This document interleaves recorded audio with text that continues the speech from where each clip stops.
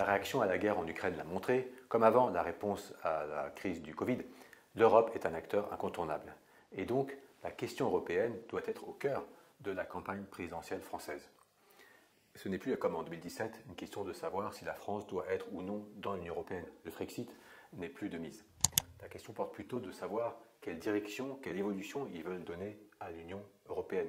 Quelle Europe de la défense, quelle Europe de l'énergie, quelle Europe de la santé. Et c'est une question importante puisque celui ou celle qui sera élu par les Français au mois d'avril sera un acteur européen.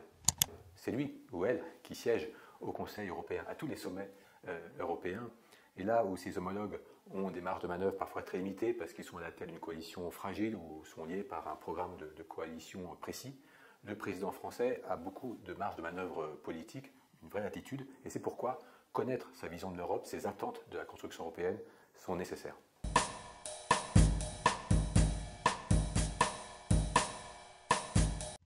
Comme il y a 5 ans, l'Institut Jacques Delors participe avec Europa Nova et d'autres organisations européennes en France à une évaluation des programmes européens des candidats à l'élection présidentielle française. C'est l'agence Triple E. Nous avons réuni un jury de 12 experts qui viennent du monde universitaire, des médias, des think tanks, pour évaluer ces programmes à partir de 5 critères.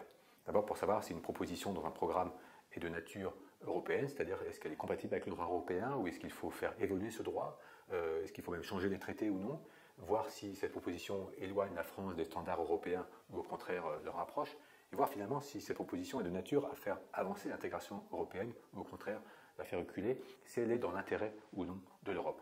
C'est tout l'enjeu de cette évaluation qui sera rendue publique à la fin du mois de mars et qui permettra, nous espérons, d'éclairer le choix des citoyens pour cet enjeu majeur qu'est l'Europe dans la présidentielle française.